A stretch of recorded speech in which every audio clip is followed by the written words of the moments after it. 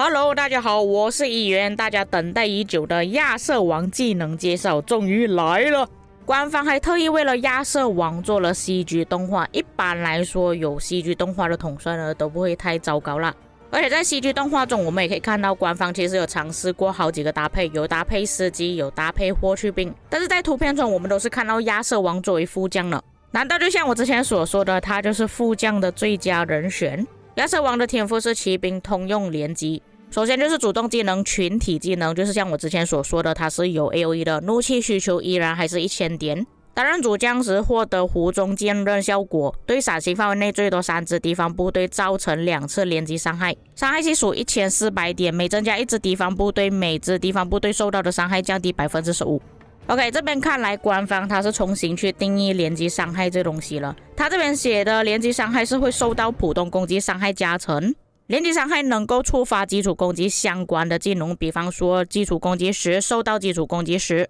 触发技能和效果，但是不会触发反击。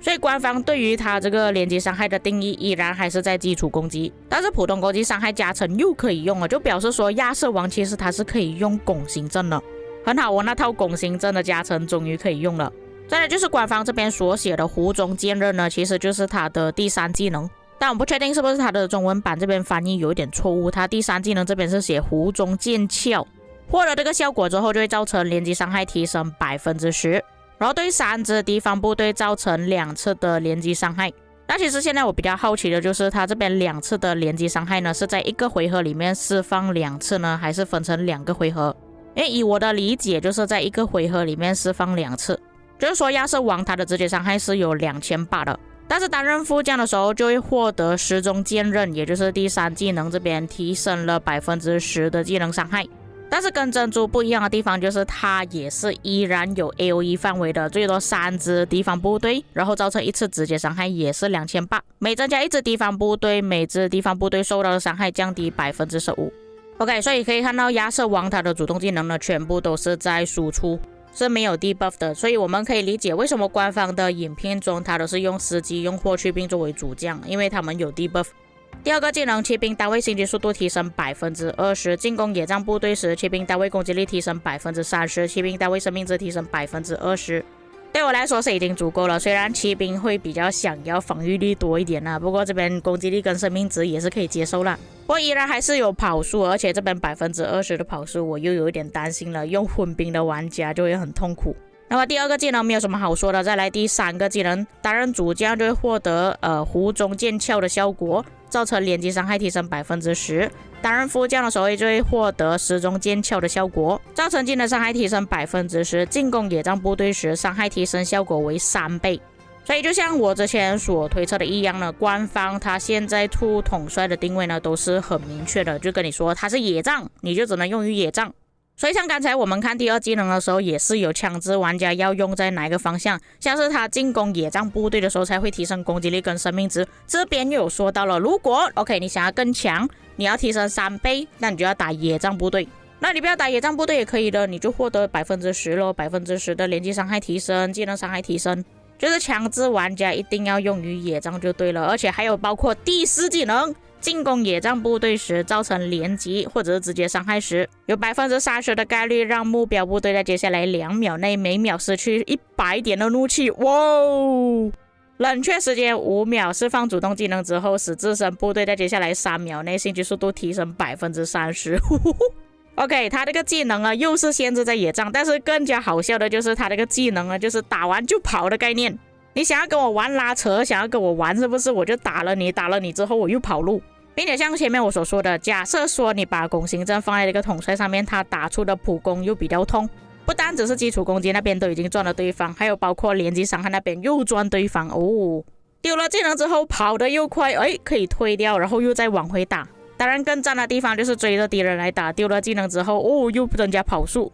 本来骑兵的机动性又比较快，又追着敌方，然后又再丢技能，哇，我看工兵要哭了咯，专门设计来追着工兵打了。那觉醒技能原本我在第一次看的时候，我还以为说这个是不是第3技能加强版结果错了哦，这个是全新的技能哦。担任主将时获得湖光剑影的效果，基础攻击有 50% 的概率对目标部队造成1次连击伤害，伤害系数300。OK， 这边写基础攻击是不是？那各位要知道，在上面我们看主动技能的时候，这边有说到连击伤害也是会触发到基础攻击的相关技能，也就等于说，就算他释放了连击伤害，也是会触发这个技能，然后再打出一次连击伤害，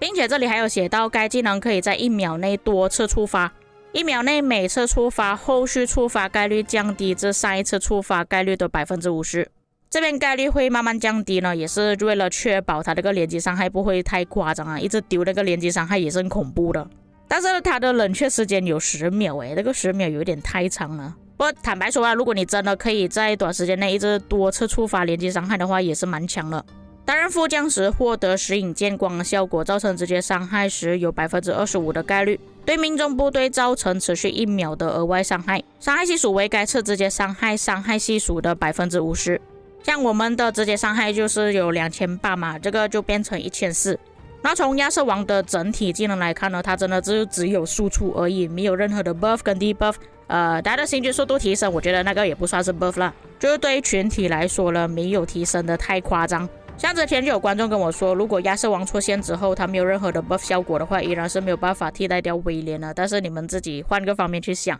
现在都是以输出为主的战场。亚瑟王这个输出，我觉得都是可以替代掉威廉了。等威廉那边辅助到来，可能都已经太迟了。尤其是现在大多数玩家都用拉扯的方式来战斗。再来，我要给大家开一个东西，是不是我在之前有跟大家讲过用亚瑟王搭配阿提拉？没有想到官方这边真的是拿这个来搭配。但我相信看到这里的观众应该会觉得很困惑，为什么要把阿提拉作为副将而不是作为主将？最主要的原因还是受到了亚瑟王的主动技能影响，他这边必须要作为主将的时候才是连击伤害，他作为副将的时候就是用直接伤害，就是要搭配阿提拉使用的时候，他必须要作为主将，作为副将的时候就变成一个技能伤害统帅，一个是普通攻击伤害统帅。所以我在想着，会不会有可能武田信玄又可以拿出来用了呢？因为武田信玄其实还是有蛮多的基础攻击提升，而且武田信玄有 40% 的防御力提升，所以我觉得之后可以考虑一下亚瑟王搭配武田信玄，弄成一个新的队伍出来。但是我相信新的玩家应该很少有武田信玄的，不像我这样子。我是全骑兵觉醒。虽然说把阿提拉作为副将，效果可能没有作为主将这么好啦，但是阿提拉毕竟还是有那个 50% 的概率啊，可以提升。哇，这个也是蛮夸张一下的。这样看来，阿提拉要迎接自己的第2春呢，也有可能让武田信玄复活。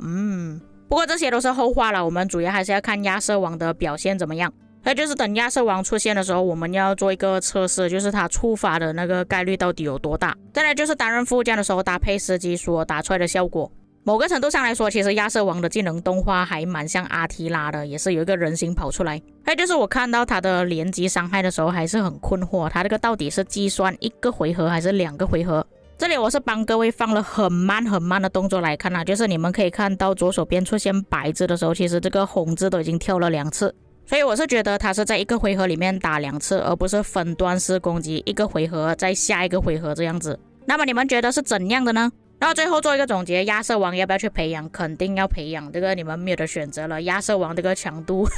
你不练的话，你的骑兵就没有多少个统帅可以用了。而且我觉得也不一定要淘汰掉威廉啊，我们可以变成说3队骑兵啊，亚瑟王作为主将，然后搭配阿提拉。因为如果说到群体效益的话，其实我们依然还是需要用到威廉了。但如果是分成3队的话，就意味着亚瑟王他必须要做主将了，对吗？那我们要开始去培养3线阵吗？又或者是直接用拱形阵呢？像技能那边就有描述到他的连击伤害呢是会受到普通攻击伤害提升的，其实我们可以直接用拱形阵。毕竟呢前段时间大家都是在为了流测去抽拱形阵嘛，我相信大家应该也是有蛮多骑兵的拱形阵军器，没有必要特意去弄一个3线阵。而且假设说你真的是弄了3线阵之后，你的阿提拉怎么办呢？阿提拉是完全没有办法使用到3线阵的效果，所以比较合理的使用方式就是搭配拱形阵使用。而且既然阿提拉都可以使用了，那么流测啊、华莱士啊、戈尔戈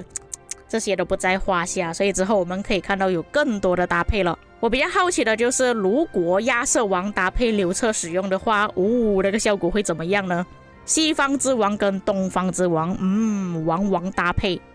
再来就是官方也是放出了连击的天赋效果，反而连击天赋里面比较多的都是 debuff 跟 buff， 像是基础攻击有 10% 的概率使目标在接下来3秒内生命值降低 1.5%， 最多可以叠加到5成，等于 7.5% 的生命值降低。造成连击伤害之后可以额外增加15点的怒气，所以基础攻击有 10% 的概率使自身部队在接下来3秒内造成所有伤害提升 3%， 冷却时间5秒，还有造成连击或远程连击伤害之后有 10% 的概率造成额外一次连击或远程连击伤害，伤害系数250，冷却时间10秒，对应了他的觉醒技能。觉醒技能里面有提到可以连续触发连击效果，而且也是跟这个天赋一样的触发条件，也就等于说有很大可能会触发这个，然后又触发自己的技能，不过还是有 10% 的概率啊，要触发也不是这么简单。那么以上就是本期内容，至于各位对于亚瑟王的技能有什么看法，可以在评论区给我知道，有哪些错误的地方也可以在评论区帮我补充。我们下个影片再见。